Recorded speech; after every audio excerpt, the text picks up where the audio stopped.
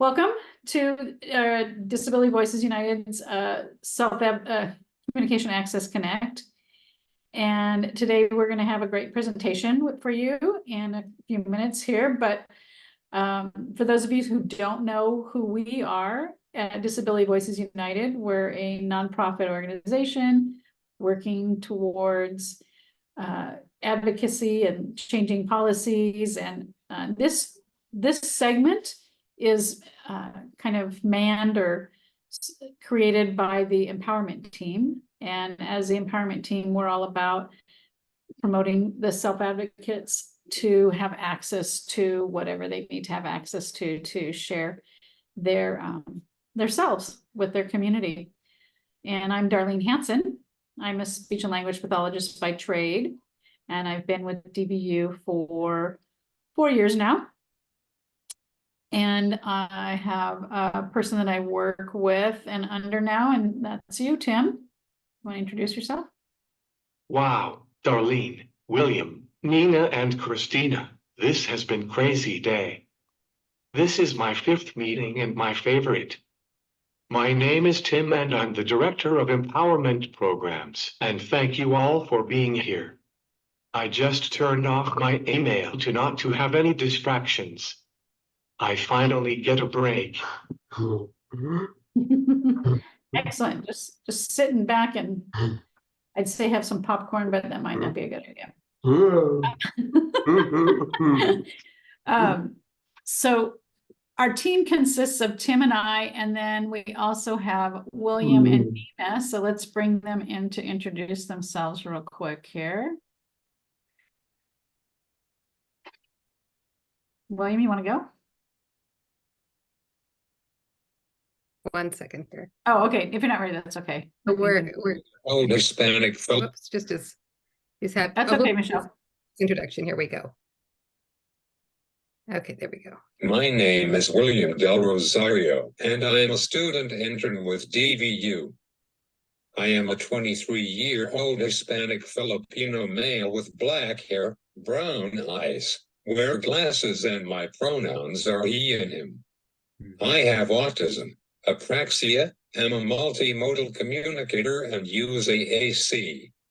Supporting me today is my mom, Michelle.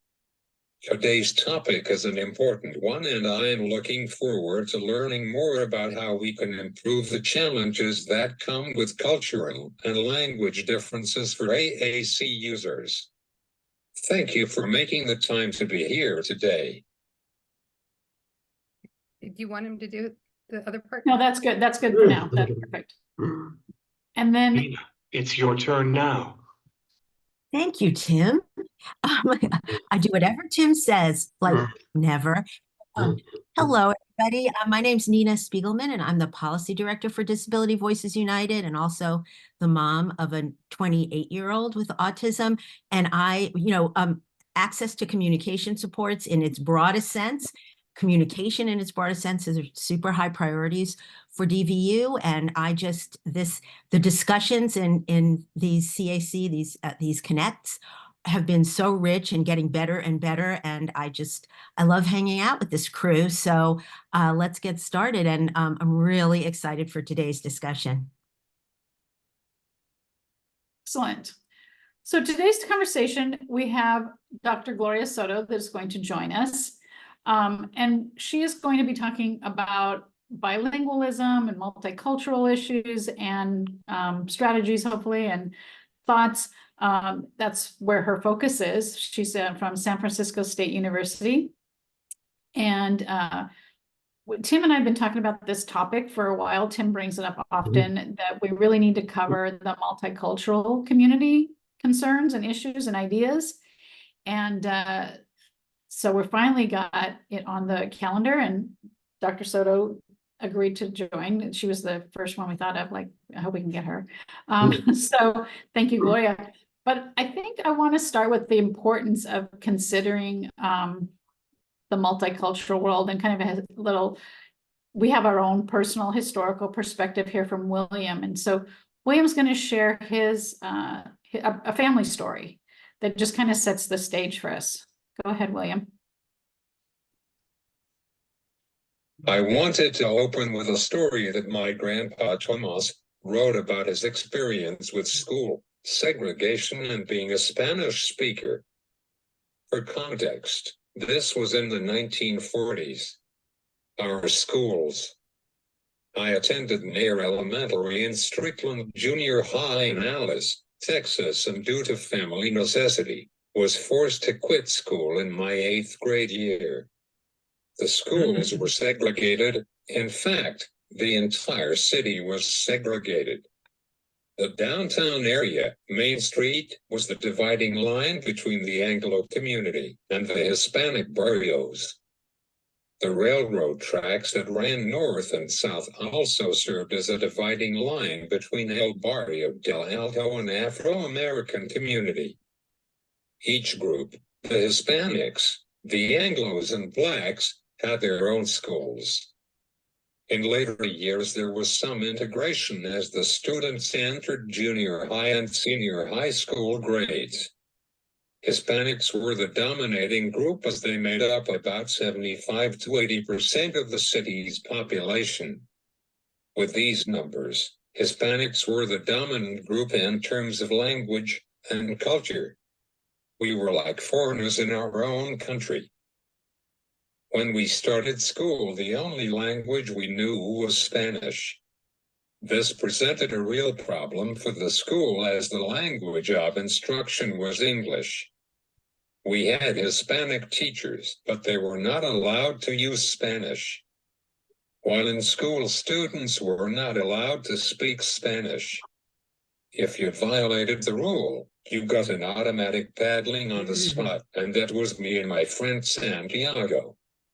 During recess, we were walking by Mr. F's classroom, and his windows were open due to the Texas heat. We were called into his classroom, and he used the students as a jury. They voted for us to be spanked. We each got 3 swats, and boy, did they hurt. The punishment did not cure the problem. We continued to speak Spanish.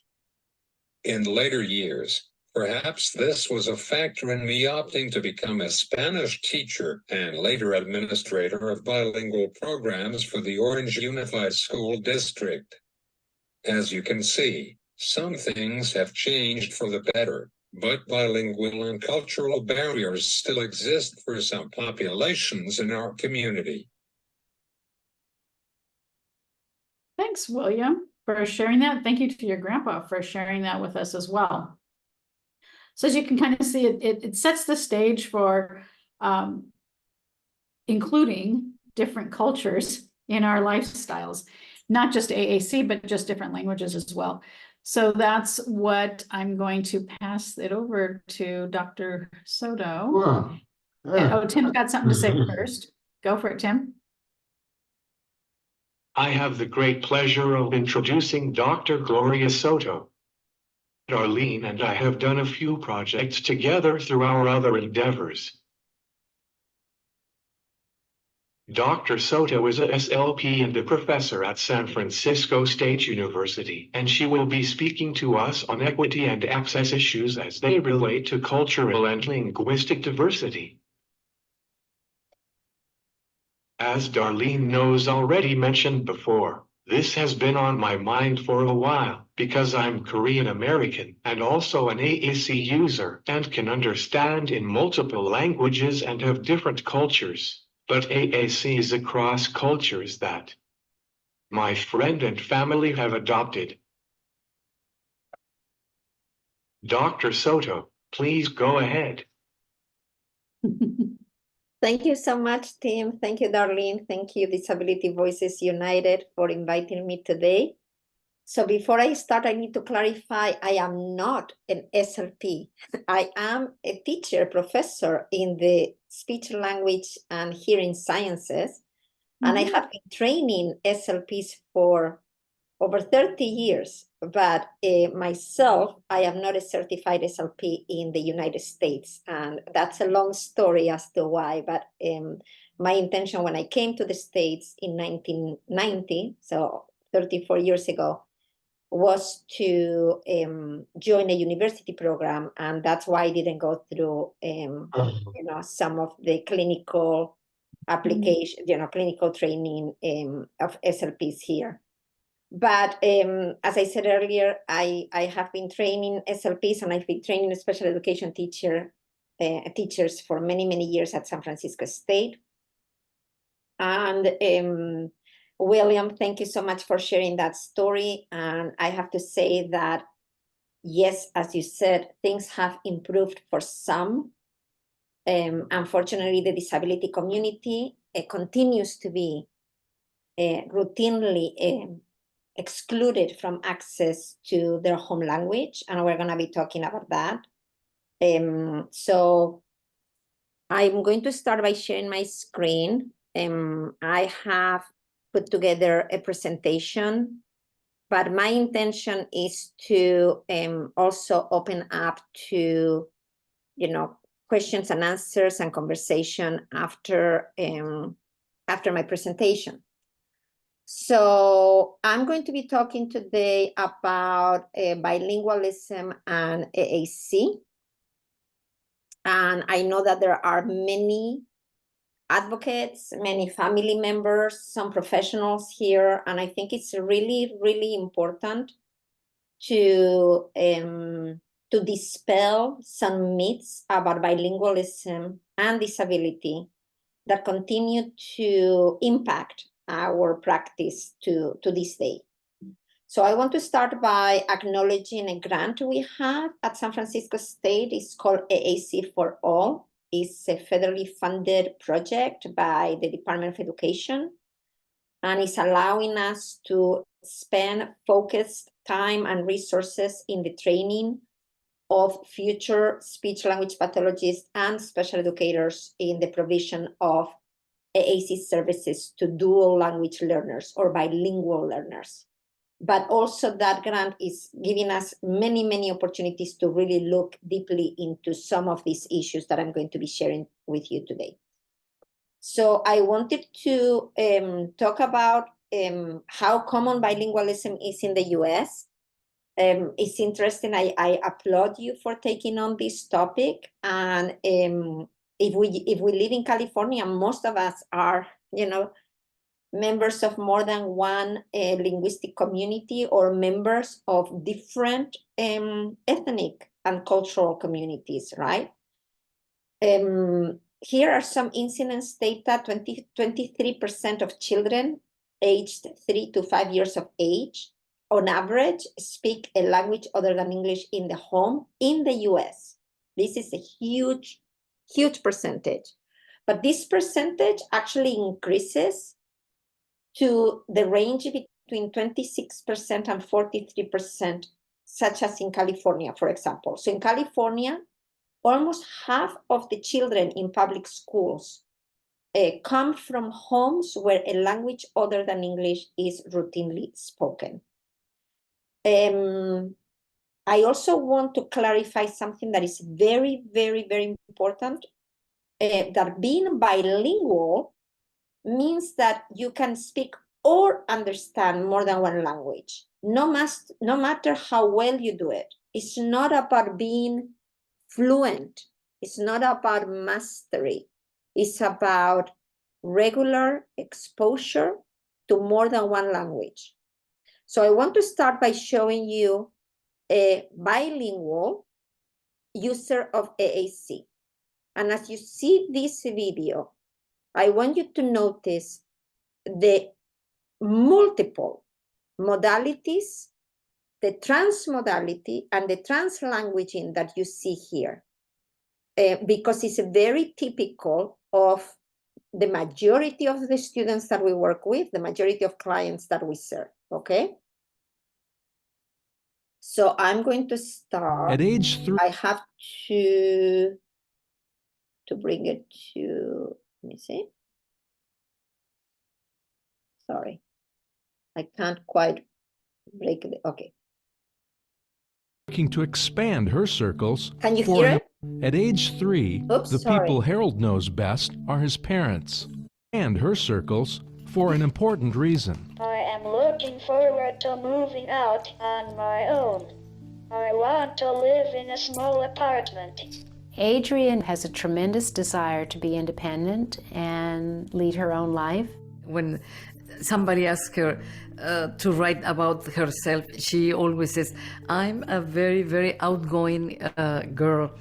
And well, she is. She loves to go everywhere. She's working to get out, move out, and she got the age to move ahead and maybe do her own life. I want to get married, have 3 children, and run my own business. Well, I love her energy, and for her, independence is moving out the house. In Circle 1, Adrian has a large extended family. She lives here with her parents. Being bilingual, she has 2 different cultures.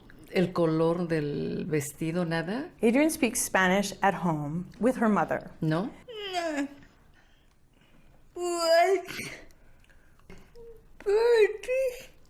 Fiesta? She answers in English because it's easier for her to speak in English than it is in Spanish physically. You have to talk over, I don't know. Her father speaks to her in English. She has to say, I don't know. Siempre le dices lo mismo. Yet her father and mother speak Spanish together. If there's some sort of unclear message, then her mom or dad will pull out a very small ABC board and she'll begin to spell. They're speaking in Spanish, but they're spelling in English. Saturday? San Francisco? Oh, San Francisco. What the interesting thing that happened when we did the social networks is that we could see how much she negotiates. She has learned all these tools and strategies, deciding whether you're familiar, unfamiliar, Spanish, English, with whether you'll understand, and what tools does she have on hand. So I think that's a skill that really she's learned. I think that's why she's really becoming an independent, truly independent communicator, is that she's learning, how to hone her skills and how to get her point across to different people. So what we saw with Adrian is something we see every day, right? We see kids that have learned, kids and adults that have learned to communicate in multiple languages, but the majority of them continue to be only provided with systems that are only in English, okay? So these are some of the kids that I've worked with over the years. They're all bilingual, according to the definition that I shared earlier. Some of them are even trilingual. So this girl, for example, mom is French, dad is Italian, and she's growing up in the United States. The majority of these kids are now young adults, and they have taken upon themselves to teach themselves their home language because they were never, as I said, provided with the home language on their devices, or even instruction on literacy in their own language. So some of them were in what we call an additive environment, right? They were growing up in families that believed that maintaining their home language was an asset, right? Home language is seen as a source of pride, as a connection to the family, as a connection to the culture, and as William said earlier, as a form of resistance. But unfortunately, many of them are growing up in what we call a subtractive environment, or an environment that has a subtractive mindset. A subtractive mindset with regards to bilingualism is the mindset that considers that home language, maintaining the home language, is a barrier, and it's going to be a barrier to acquire something. And this is very typical of the United States. the United States, despite being a multicultural country and a multilingual country, historically has had a subtractive ideology towards maintaining the home language of the people that were arriving in this country. Perhaps because home language was seen as a barrier to integration. Many parents stopped speaking home language to their children because they feared that if they speak home language to their children were not going to access the same academic, vocational, and financial opportunities as mainstream members or members of the dominant culture. When you add to this kind of mindset disability, then what we see is what I'm sure you have heard of, that phenomenon called intersectionality, right? Meaning that these individuals with disabilities who are members of bilingual families stand at that intersection of ableism, right? Disability, ethnicity, and family status. Unfortunately, to this day, many families that use a language other than English at home fall within the low income bracket in terms of financial resources. So the families, again, are dealing with a lot of these marginalizing conditions, discrimination, exclusion, lack of access to quality education. And but many parents, I have this here, this picture, which I love, stop talking their home language with their children with disability because they fear that this is going to isolate them even further, right? So we end up routinely excluding home language from AAC intervention or from our intervention. So I have this slide here that reminds us why it's important, and I would actually say it's more than important, it's critical that we consider home language and culture when we are providing communication supports, okay? First of all, because we know that it's best practice in supporting generalization of the skills that the child is learning in the school.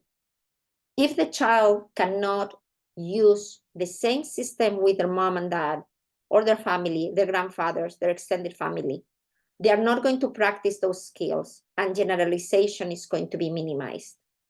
We also know that speaking your own home language allows you to maintain and gain access to family language community, to family interaction opportunities, to events.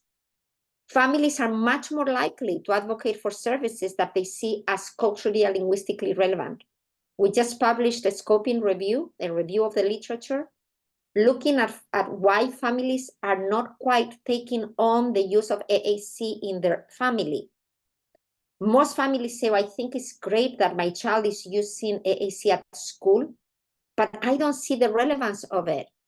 And when you dig deeper into the factors, the reasons why families are not using it at home, one of the main factors, one of the main reasons is that they don't have the language with which they communicate with their children.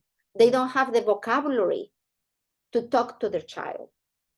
So we end up with, young adults, and this is very common in other countries. So there is research in South Africa, for example. South Africa is another multilingual country, officially multilingual. It has 11 official languages. But again, individuals with disabilities are routinely excluded from high quality bilingual education. So there is research published that shows the effects of this and how adults with disabilities who use AAC describe the experience of not being able to talk with their families, only being able to use AAC in English with their teachers and paid professionals. So let's not forget that speaking one's language of choice is a basic human right. When we don't give children and adults the ability and the instruction and the support to use their home language on their device, on their AAC, we are violating these individuals' basic human right. Another thing that is super important is to recognize that using AAC, using communication supports, has to be related to identity, right? Identity development. If the goal of AAC, if the goal of providing communication supports is to help each client reach their greatest professional, we cannot exclude home language and cultural identity. It has to be part of what we do. So I consider this presentation and this conversation groundbreaking. Unfortunately, I've been talking about this for 30 years. We continue to consider this groundbreaking because we're not putting our money and our resources behind our ideas, right? Meaning we are not funding enough research in this area. We're not promoting enough research in this area. We're not promoting the development of systems. Very few systems are available bilingually. So I want to, because I want to make sure that I leave enough time for discussion and for conversation, I'm going to go through some of these slides very quickly.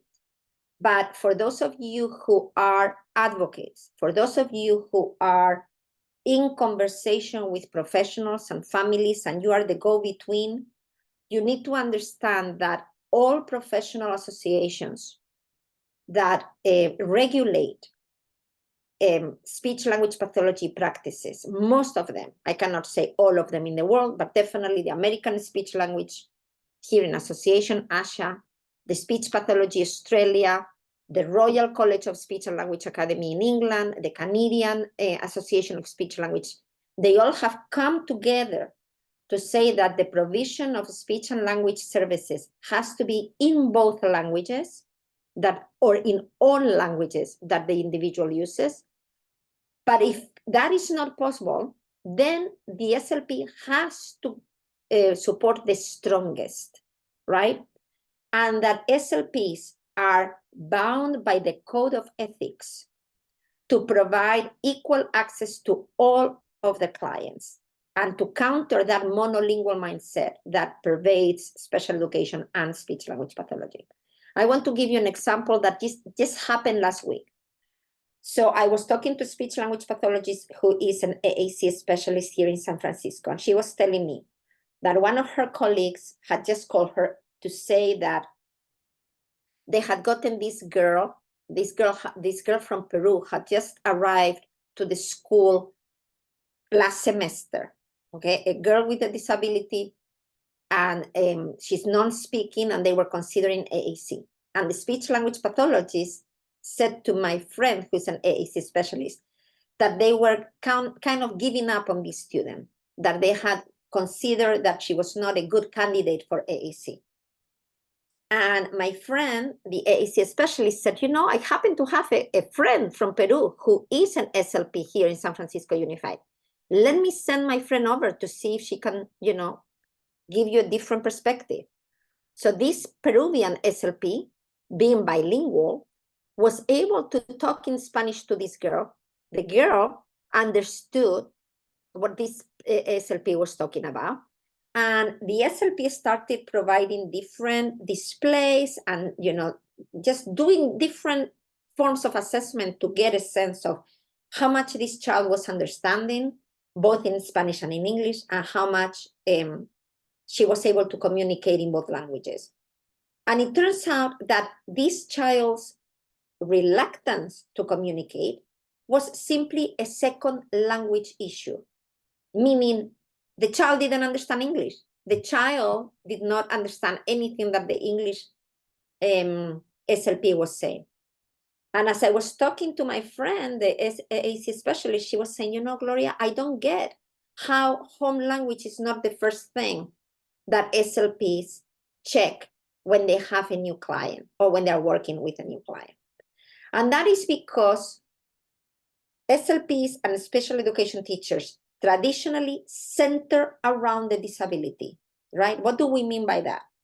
We mean that the only thing they see is the disability of this individual. They see what the child cannot do. They don't look at this child as a whole person, right? With a family, with a history, with resources, with social capital. So, you know, they see the disability, they see that the child is not communicating, and it doesn't even cross their mind that it could be simply because the child doesn't understand English. So things have to change. I get many questions every day. These are just some of the questions that I get online. Today, obviously, I don't have time to answer all the questions. But what I do want to say is that we know that SLPs who work with bilingual AAC users, for the most part, agree with the statement that they should include home language in their practice. They just don't know how to do it. They lack the training, they lack the resources. So we all have to come together as, you know, members of the community, researchers, practitioners, families, to start. Unfortunately, we have to be the ones that educate many times the professional, right? Tao has her hand or their hand up. You want to make? Hi. Yeah, Dr. Soto, thank you. This conversation is very much needed, and I want to say that this is just a comment.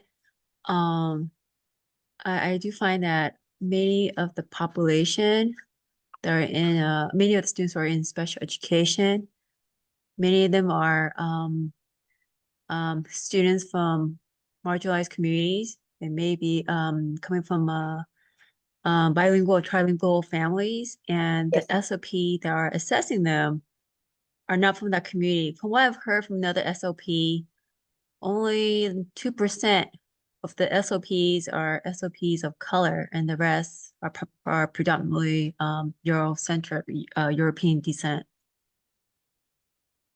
Yeah, you're totally right, right?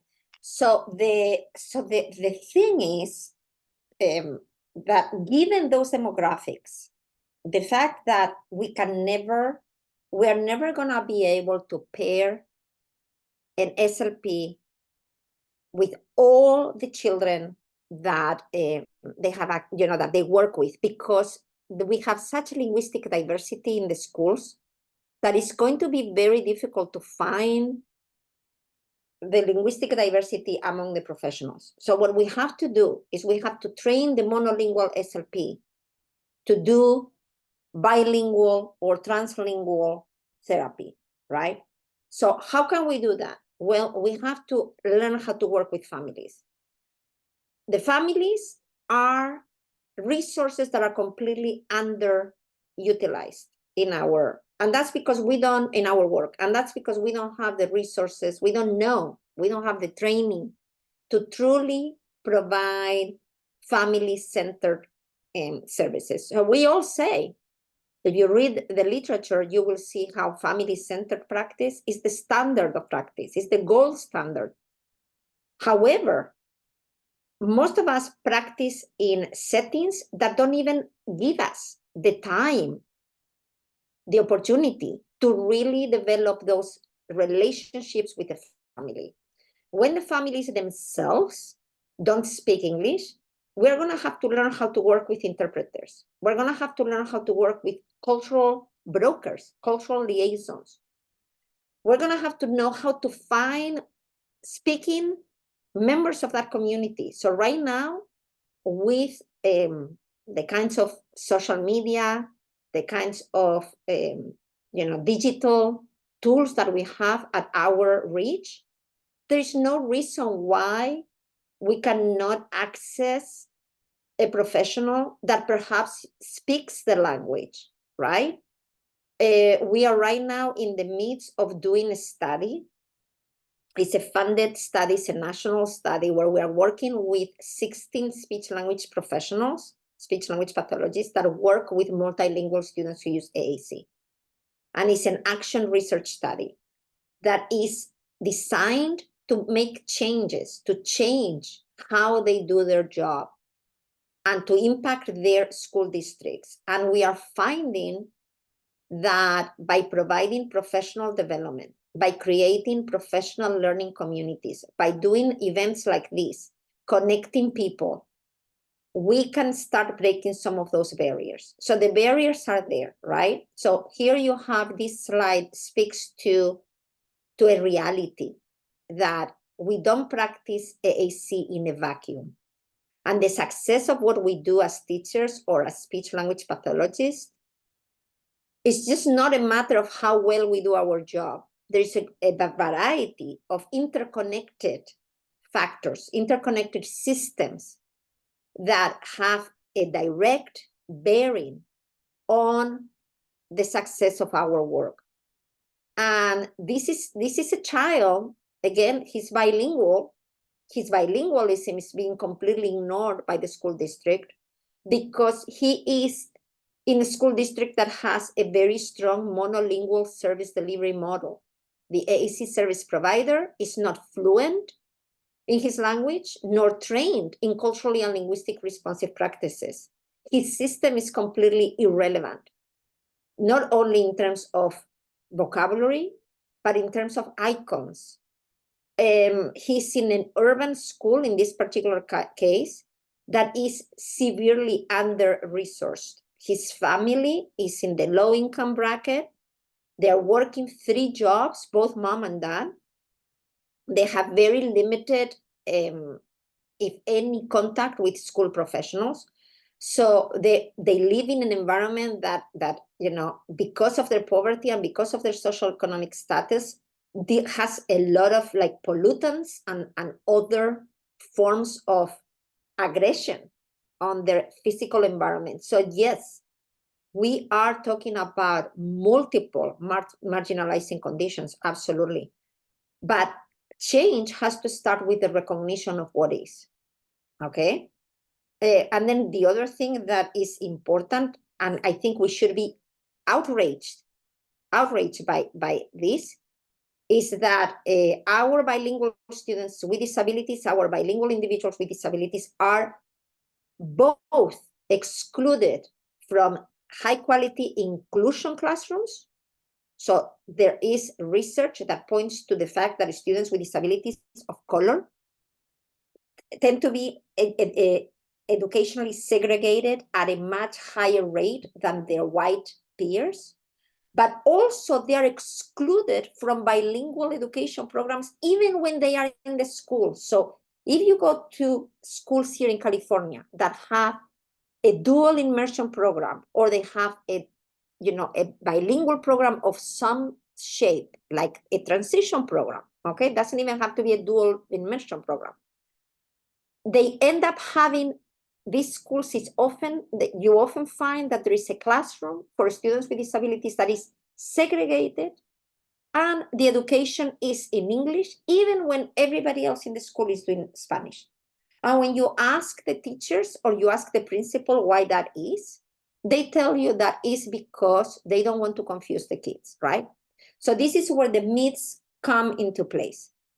We continue to be operating under a system that uses myth instead of evidence. So many professionals and families worry that bilingualism is going to be too taxing, too difficult, too confusing for these children, that is going to delay the acquisition of the language of instruction or both languages, that that 2 languages is going to be too much for this child. And as such, many parents are routinely advised, told by their SLPs to speak only English to their children, even when they don't speak good English, which is incredible. Because instead of having more access to high quality language interaction with family, interaction with extended family, what we end up doing is excluding these children even more, segregating them even more. So I'm going to put later, when I stop sharing, I'm going to share with you a couple of handouts that you can share with professionals and with other members of the community, with self-advocates, where you compare the myths about bilingualism and AAC and the facts with research that supports those facts.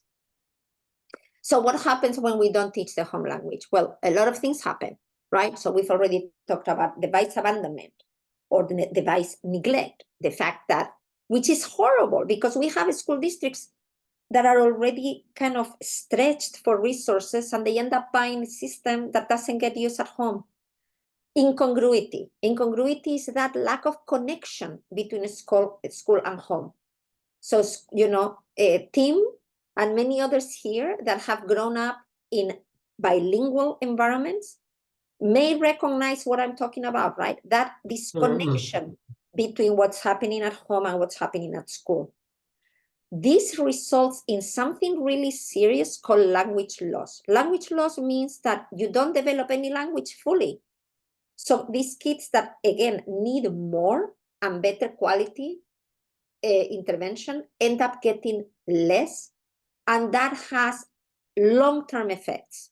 Social isolation, further marginalization, academic underachievement, lack of access to jobs, and so forth, so on. So the cycle of exclusion continues, right? Continues.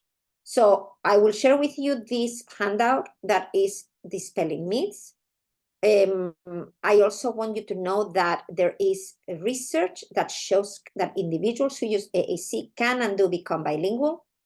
This article here that I was referring to, the multilingualism and augmentative and alternative communication in South Africa, exploring the views of persons with complex communication needs, is an ethnographic qualitative study that explored the experiences of these individuals, and it's heartbreaking. It's totally heartbreaking.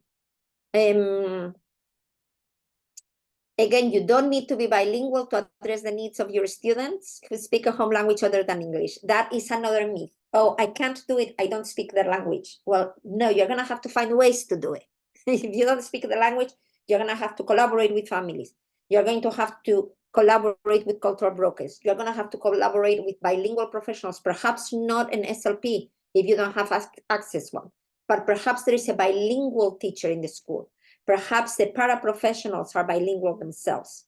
So we just have to break molds. We have to expand the way we practice. This is a paper that we just published. It's, again, another incredible paper. It's an incredible resource. Is the perspectives and experiences of 8 Latina mothers of young children with augmentative and alternative communication needs. And again, it breaks your heart, the kinds of things that parents are hearing. It's, again, the kinds of stories that William was telling us before my presentation continue to be. It's not over. So, so one of the things that we need to do is we start by asking whether the current AAC system that you guys have, that your children have, that your students have, are these systems culturally relevant? Do they incorporate the child's home language and or culture? There's no reason why that cannot be. If you cannot provide a high-tech system in the home language, at least you can create a low-tech system that includes representations, right? There are libraries, digital libraries. There is a place called globalsymbols.com or .org that has symbols from many different communities in many different languages. There are more and more resources that you can use. I didn't know the demographics of today's group, but this is something I do regularly, right? I do a lot of training. So you can follow up with me. If you need resources, I'll be very happy to share with you, and I will put some on the chat as we stop. And then this is when we talk about personalization of AAC. These are some of the dimensions of AAC diversification that we need to pay attention to. It's not only that icons have to be more diversified, and they are beginning to be diversified in terms of skin color, in terms of representation, but the vocabulary has to be represented. One of the things that I tell all my students and everywhere I teach is that it's not enough to translate core vocabulary lists from English to other languages. We know from our own research that core vocabulary does not translate, that core vocabulary or high frequent vocabulary is language specific, okay? So we need to find the resources to start providing that vocabulary for languages where there are no published resources. So there are, again, I will put it on the chat, an article that we just published with a resource to start conversation with parents about vocabulary for languages or in languages for which there is no published resources. We need to pay attention to the language and the language variation that our students speak. Spanish is a language that has multiple regional variations. I'm originally from Spain. The Spanish that I speak is very different from Mexican Spanish. Even within Mexico, the Spanish that northern Mexico speaks is very different from southern parts of Mexico. So we need to be sensitive and include the language variation and confirm with the parents that the word that we are including is in fact representative of how they speak. The voice, the accents, the device has to be able to provide access to code switching, so that because code switching is absolutely a typical feature of bilingual education.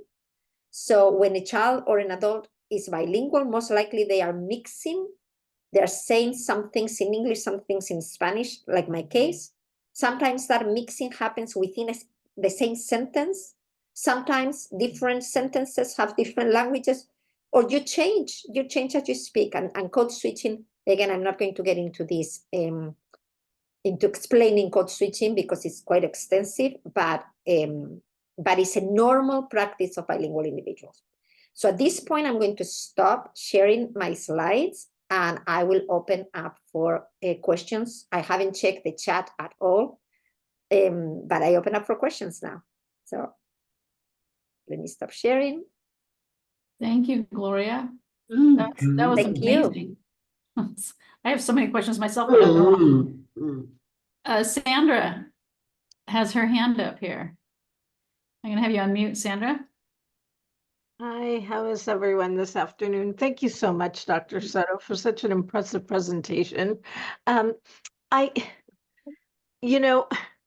struggle with this because I see so many families that don't, and I mentioned this in the chat, there is no real way in which we as educators have decided to use early language development techniques that we know work. We know that if a child speaks a different language in the home and they learn that language and they learn it well, learning any other language after that becomes 10 times easier, 100 times easier for these students. And so I wonder if you have any ideas, because we struggle, we do have dual language immersion programs. I don't really know that dual language is the way to go. I think we really should start with the home language, the language that the child speaks, get them comfortable there, and then move towards adding additional languages when and how necessary. We also know that place matters in language development. If you speak at home, you speak at home. If you speak a different language outside the home, you only speak that language outside the home. And we know that that structure also helps facilitate not just language development, but language acquisition and bilingual facilitation, right? How do we, if we're struggling so hard as educators to get this very basic idea that we have tons of research on into our school systems, into our early education programs like Head Start and Early Head Start and other programs through regional centers or other entities, what are your recommendations for how we can start partnering these programs with SLPs to do AAC in the same way? Well, thank you for your question. I mean, of course, these are very complex issues, right? So that slide where I showed all those systems. I mean, so you are speaking about many systemic barriers, right, to language access for these children. Bilingual children in general in this country are facing very poor access to language facilitation strategies, as you said. So even when we have the research, that research is not percolating, it's not translating into practice. One of the main reasons is policy. So for example, I'm working with a very large school district somewhere in Southern California, where the head of the speech language pathology department that is in charge of hundreds of SLPs wants to make changes, but he's running into a problem of English-only policies, very clear English-only policies in their preschools. So yet then you have another school district somewhere in Central California that has as a policy, and these are all true cases, okay? As a policy to start, this is a district that is somewhere in Central, 97% of the students in this school district are Spanish speaking, and they have as a policy to start AAC evaluations always in Spanish, and to start the first system always in Spanish. They don't even worry about the English because they know that the kids are going to get the English when they get to school, right? When they get to elementary school. They don't worry about that. What they worry about is how do we provide for home language access to these kids? So here in the same state, two school districts in two different regions of the state have completely different policies. So that is one of the problems, right? That we don't have a unified policy around language access for our children. Another huge barrier that we cannot ignore is ableism, right? So these children with disabilities, they are thought of disabled first, a child later. So their language rights are completely disregarded, right? And we're making, not only we're not providing best practices, we're actually making it even more difficult, because when you're not supporting the development in their strongest language, what you are doing is you are creating that language loss. So how much of what we see in kids who use AAC that are bilingual, how much is a result of their disability, their difficulties, and how much is the result of poor practice, malpractice, right? Malpractice is a term that we are afraid to use. They are not afraid to use malpractice in other professions, but we are afraid our professionals, and this, I don't want to do professional bashing, because I see the complexities that, and also the barriers that our professionals, our teachers, our SLPs are facing every day. So professional bashing is not the way to go for me. I want to empower professionals, not disempower them. But I also want to challenge them. And I do it in my professional training, when I do professional development, whether at the in-service or at the pre-service level. I challenge them to think about their own language ideology, right? How important it is for them to provide access to home language for their clients. And why is that important or not important? I think starting with confronting some of these issues. But we cannot be naive by thinking that training is going to be enough. Yes, training is huge, and I'm doing as much as I can to affect training, both at the university levels as well as through, presentation like this, which I do almost every week, 1 or 2. But the reality is that there are no resources. So now we also have created resources. So I want to have a little bit of time to put some of these links up there so that you guys can see what we've been working on. So let me share. So just give me 1 minute. But you can talk amongst yourselves while I do this. So I want to share with you. First of all, I'm going to share a link to a drive. Okay. Okay. So this drive is a collection. So let me share with you this. Thank you. Okay. So this drive is a collection of resources put together not only by me. Can you see? Yes, right? Yeah. So you have here folders. They have lots and lots and lots of resources that I don't have time to cover, right? Myths and realities, AAC and bilingualism. You have many different tools. You have resources for Spanish, English here, tons of them. You have resources for Mandarin, English bilingual. You have resources for other languages. You have different tools for collaboration and assessing how collaborative your practice really is. But I also want to show, I don't think we're gonna have time to show this video, but if you have time, I want you to look at this video. It's about a child that is learning to both Spanish, English, and AAC at the same time. You will see how it doesn't matter where the child lives. This child doesn't live in the United States. This child lives in Spain, of all places.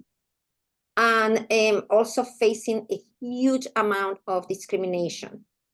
I want to show another, I want to share 2 Padlets, okay? So this Padlet has many of those tools that are in the Google Drive, but in a different format so that it's not as hard. It's organized by assessment tools, home language surveys, vocabulary selection. So these are surveys to use for conversation with the families. You're gonna have here bilingual AAC rubrics and tables. You have a really good tool here to help you analyze the cultural relevance of the systems that your child has or use you yourself, or if you're a professional. I also want to share, so make sure you bookmark these resources. There's another one. This is in Spanish mostly. Dr. Soto, just so you know, and everybody else knows, Christina's grabbing these links as you put them in. Yes. And so they will be on the communication access interchange. Thank you. I also want you to be aware of our own AAC AAC sfsu.edu, because we have extensive resources here. So if you go to here, culturally responsive AAC, you are going to see a lot of different, so what is culturally responsive? And then you're gonna learn a lot about different assessment resources for communication and language that are vetted by us, that we talk a little bit about why they are culturally and linguistically responsive. So these are assessment resources for sensory and motor, communication partner and environment, competency assessment, links to a lot of different resources for AAC intervention across cultures and languages. And here you have tons of the research we are doing. And I want to show you something that is very important to us. So I'm going to put this link also in the, okay, so this is the School Year of Core Bilingual. This is a series of resources to start teaching core vocabulary in Spanish, both for children who use AAC and for children with disabilities, or for any child. So every month here you have 4 different core vocabulary words in Spanish. I don't have time to tell you how those words but you can read about it, how those words were selected. These are highly frequent words in Spanish. So you go to the word, so every month has the words, but you click on the word and then you have ways you can use the word. So it gives you models of how you can use it with your students beyond requesting. And then it gives you examples of how you can use it in routines and schedules within the home and the school, excuse me, or play or reading. And then we have links to all kinds of books online. Everything is free, everything is accessible. We have ideas to give you for how you would model, in this case, up and down, arriba, abajo, how you can actually do sensory motor activities, different links to videos and music, animated shorts, how you would actually, you can teach it in structured activities. We have that for every single word in our list, and we have 40 so far, but we continue to be work, to do work to develop more. So there's tons and tons of resources. There is Pinterest. There is, it's not because of lack of resources, okay? I mean, there is still more to do, but there is quite a bit out there. So I know there's lots of questions. So who's next? So Tao has her hand up. I think. Oh, Tao. Yeah. Dr. Soto, I love your presentation. In fact, you have me wanting to invite you to speak to some individuals on the East Coast in Boston, given this presentation is definitely very enlightening to hear. I wanted to ask you in terms of, well, it's true that we have a lack of resources, but the thing is, people are working with these kids with who have who have who need time to develop their language and skills. The fact that we don't have people who know the child's home language, and maybe these staff may not be bilingual. There's a very small percentage who are bilingual in the school district. What are your thoughts in terms of the use of telehealth to implement AAC so that you can have that training for the parent? In my opinion, I don't think it's as effective as working with the parent and the child in person. But given the fact that there's just not enough people who are qualified to do this, what are your thoughts on this? I think that, yeah, I mean, in many cases, it's the only option, right? And it's ensuring access of families that, otherwise wouldn't have access to professionals. So telehealth is definitely a viable option. And, I don't have time again right now to show you, but I have videos of kids that are, during COVID, right? We all had to do it. And it didn't work for a lot of people, especially, communities, low-income communities. They were, working, essential workers. Many of them were not in the home. But for those parents who could be in the home, or for those grandparents or those uncles and aunts or those caregivers, right? We have to think about caregivers really broadly. It's not only mom or dad. That is a very Anglo-centric, white middle class. There are many children that are growing up with other adults in the classroom, in the home, that are doing incredible work. Many of them are growing up with grandparents, or along with parents that are working, the grandparents are home. So absolutely, there is quite a bit of work in what is called caregiver implemented interventions in AAC. Unfortunately, that's another area that I'm working on right now. We just finished doing a scoping review of caregiver implemented interventions in AAC, and all of the studies that have been published, the caregiver implemented interventions were delivered in English with very little attention to the cultural and linguistic diversity of the parents that were receiving the coaching. So, but again, we're making, we are raising awareness of the fact that we have to do cultural and linguistic adaptations of caregiver implemented interventions. And in language support in general, speech language pathology, so not AAC, but children who have other disabilities, there is quite a bit of work on cultural adaptations, especially cultural adaptations for the Latinx community of caregiver implemented interventions, such as the enhanced milieu teaching. So, anything that has to do with naturalistic interventions, there is another program called Language and Play Every Day in Español.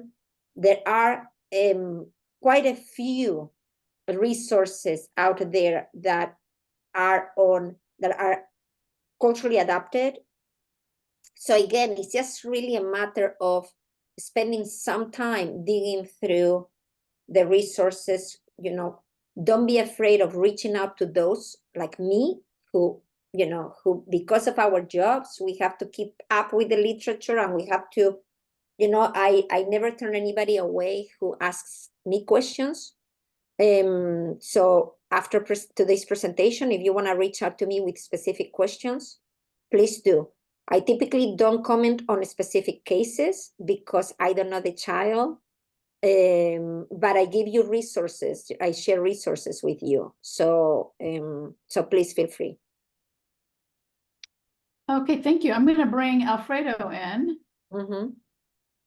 Alfredo, unmute yourself. Oh, Alfredo's gone or here? Hola. Oh, there he is. Primeramente quiero dejarles saber, está otro programa, otra presentación y no me deja escuchar a la señora Soto. It's another presentation that I want to hear. I can understand what Ms. Soto is saying. Oh. ¿Pero porque no ha visto la traducción o cómo? No, es una presentación muy diferente a la que usted está dando. Ahorita están hablando, se oye el niño atrás jugando y no escucho lo que usted dice. No sé si nomás soy yo. I think so. Even needs a vacuum right now. Somebody's using some tools. I'm wondering if you could. I can barely understand what you're saying. So someone write it in Spanish or to drop out of the, get out of the Zoom and get back in again. Alfredo, we're not hearing the same thing you're hearing, okay? This is Judy. We're not hearing the same thing you are. It's perfect. It's perfect for us. So I'd suggest you go out and come back in. And maybe I'm gonna go out. Yeah. Okay. Sorry. Go for it, Tim.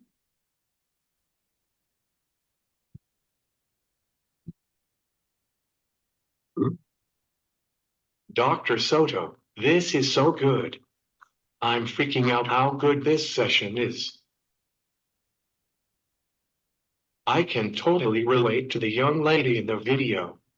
When I was growing up, I had to learn multiple languages and how to use my devices all at the same time, and my parents also needed to switch on the fly on the best way to communicate with me when I'm impatient to speak calmly or clearly. My mom and dad used several languages with me and tried to figure out the best way to describe what I needed. They still speak to me in multiple languages, all at the same time, and when they don't understand me at all, they tell me to use my devices to type out what I want to say in English. What funny is, all of my SLPs look like my friend Darlene. And they never taught me my home language. My SLP never realized that my family speaks in multiple languages, besides English and Korean. In their minds, the professionals just assumed that I would use English for the entire identity at all other than my gender.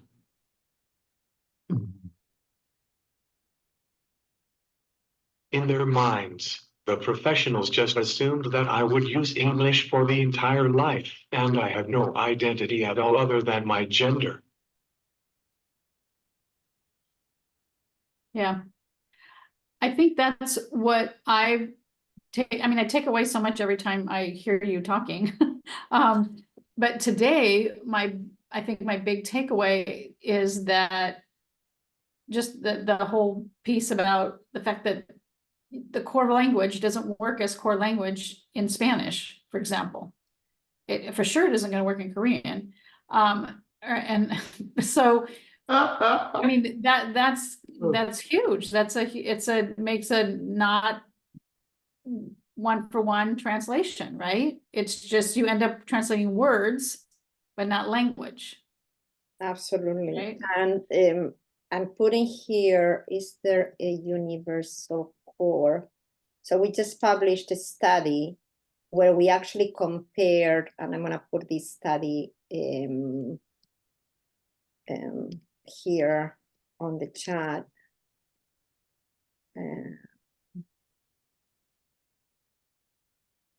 And if you want a copy, I'll be very happy to provide it. And maybe we can, I'll stay in touch with the team and Darlene and maybe put together a list of resources that we can share with you. But in this article, is there a universal core? We compare core vocabulary lists in 4 different languages, Korean being one of them. So we compared English to Spanish to Korean and to Sepedi, which is a South African language.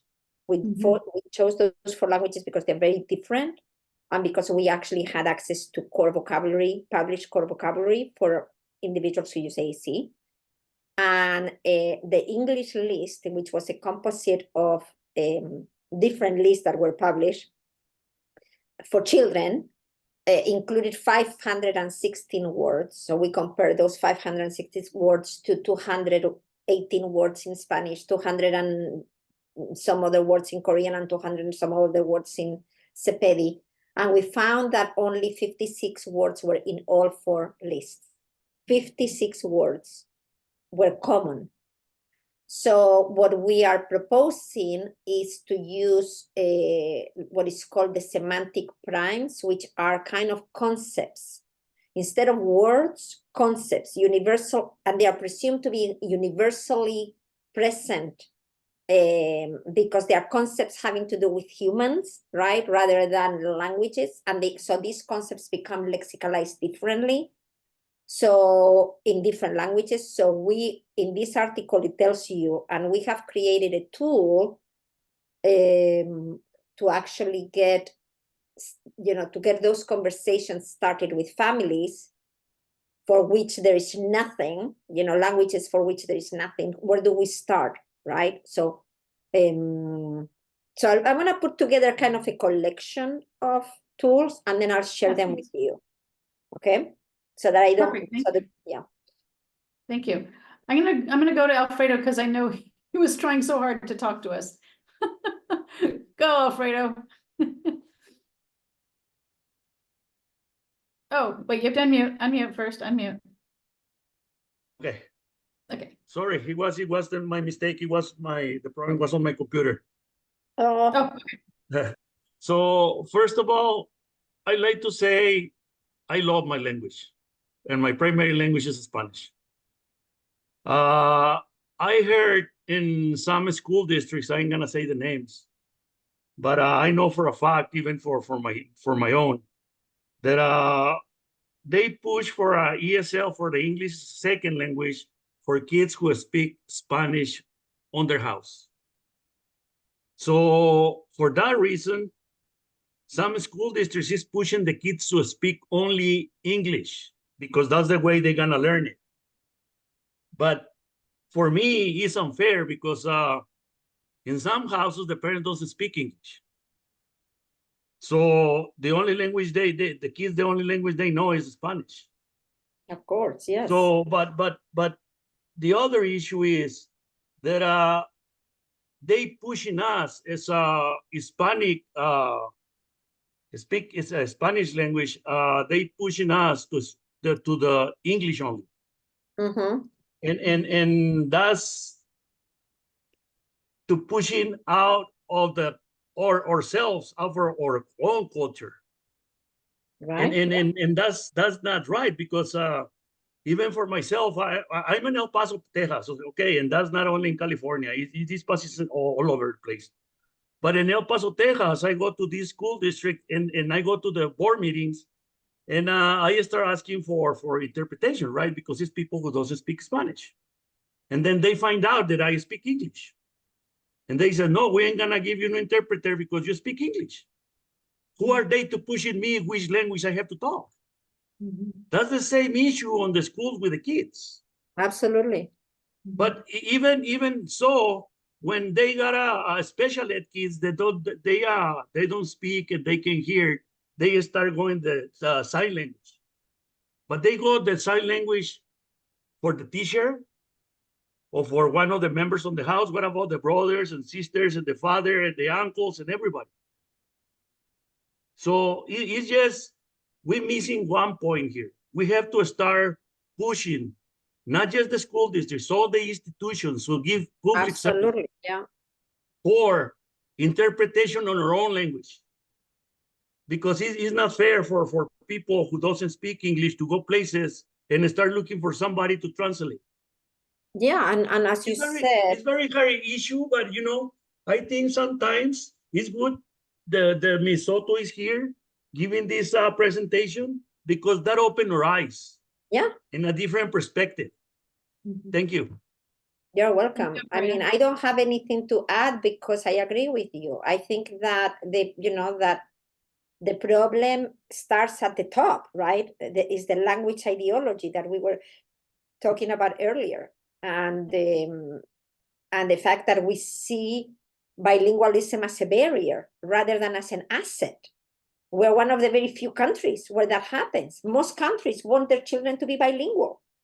You go to places like Denmark and Scandinavia, Norway, and they are bilingual from the get-go. They want Canada, of course, they want their children to be bilingual. Here we have this natural bilingualism, and what we want to do is we want to suppress it, right? So it's very political.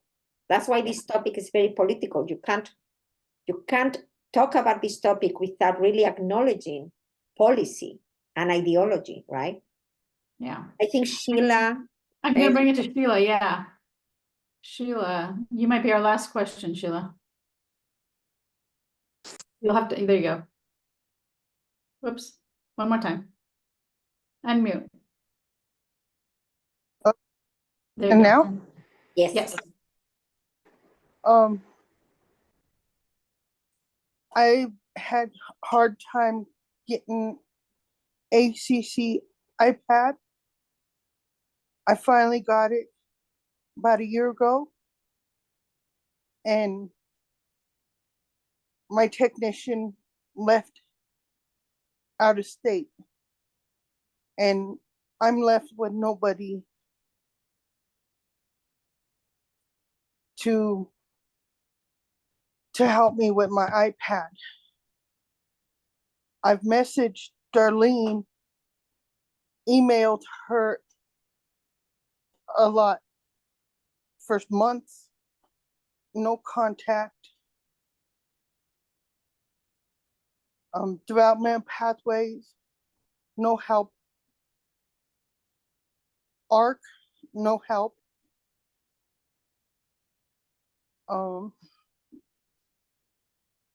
I've agreed with everything tonight. They said to parents, only speak English, which left me out of conversations of family growing up. So we only understood partially what family was talking about.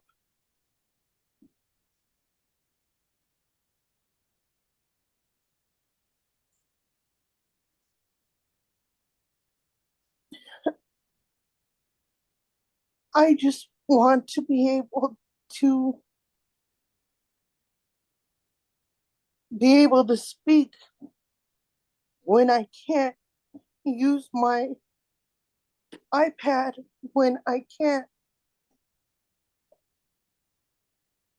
And I'm 47, gonna be 48 in a few months. And I got an iPad and I can't use it. Sheila, what do you know what software you have on your iPad?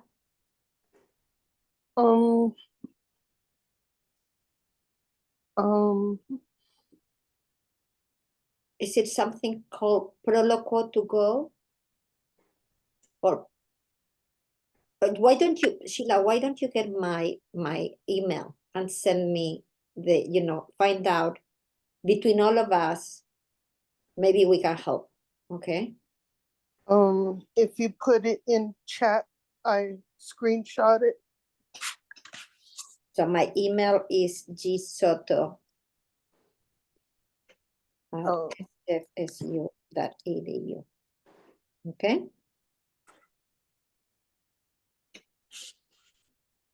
Yeah, I screenshot it. Yeah.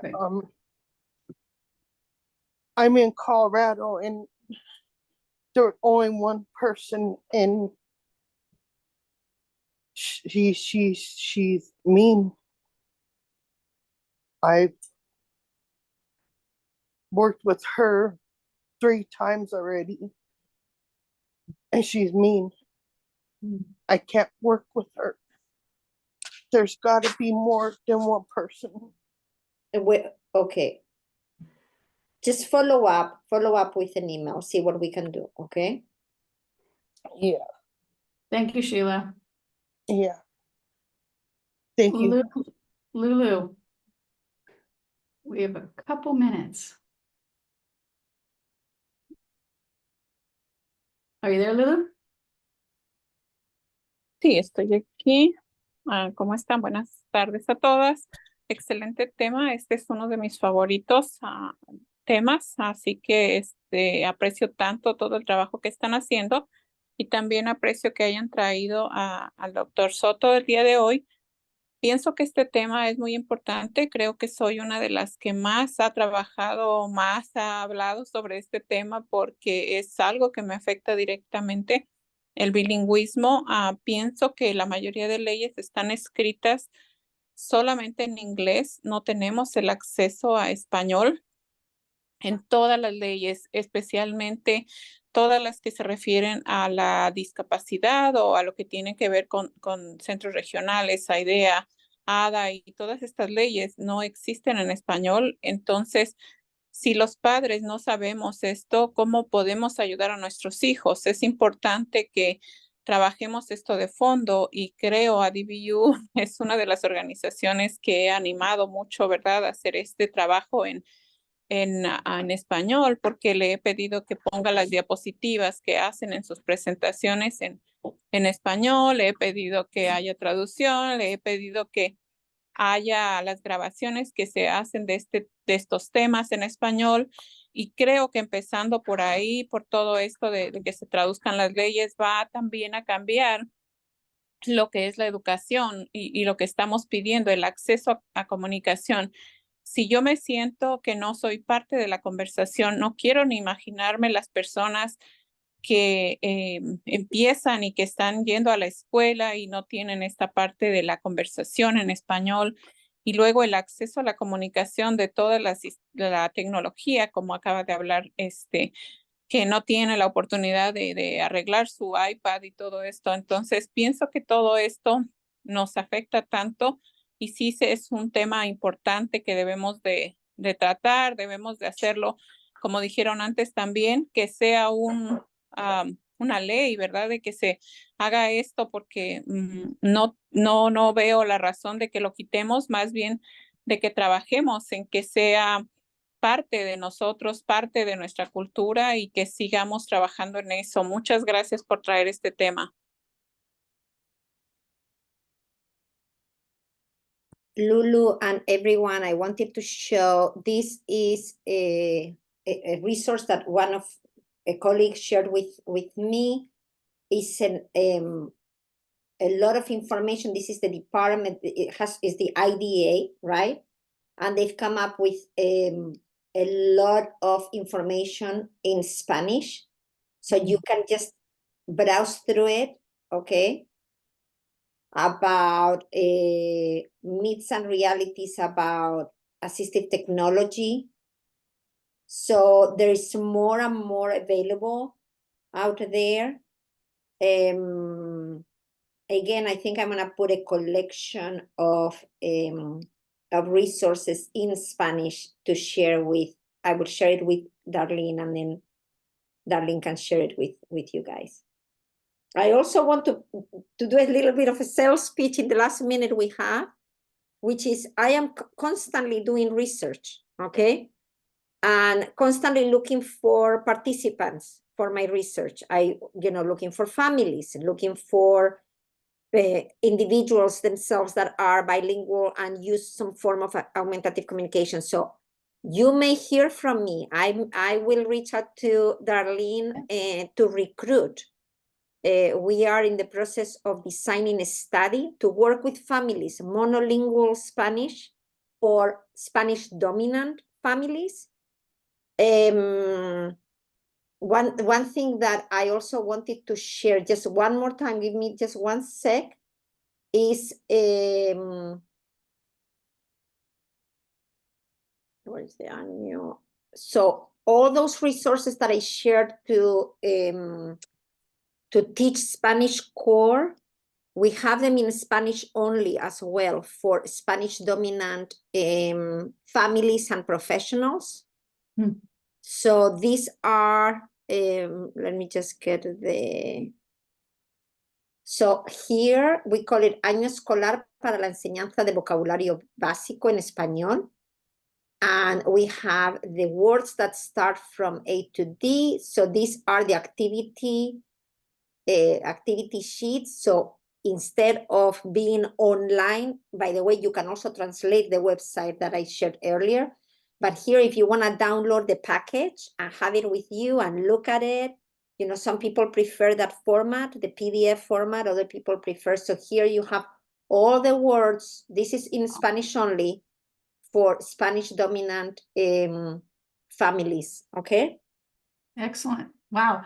You are a wealth of resource. I'm just 30 years that so we work in great. this area. So great. Oh my gosh. I can't even, thank you so very much for joining us. We could have a part 2 and 3 and 4, I'm guessing. Listen, I'll be happy to come back again and do one that is specific on resources, or open for, I'm available for you guys. So thank you. Of course, my pleasure. And I know we're going over, I'm so sorry. Tim, are you going to say something really quick? No, because we're going over. I want to thank the translators for sticking around 1 second here for us. And if those of you who have your hands raised, I'm so sorry, please email us. And we will get back to you, whoever you email, we'll get back to you as soon as we can. Thank you all. We'll see you next month. Thank you so much, guys. See you later. Bye. Stay in touch. Bye-bye. Bye. Thanks.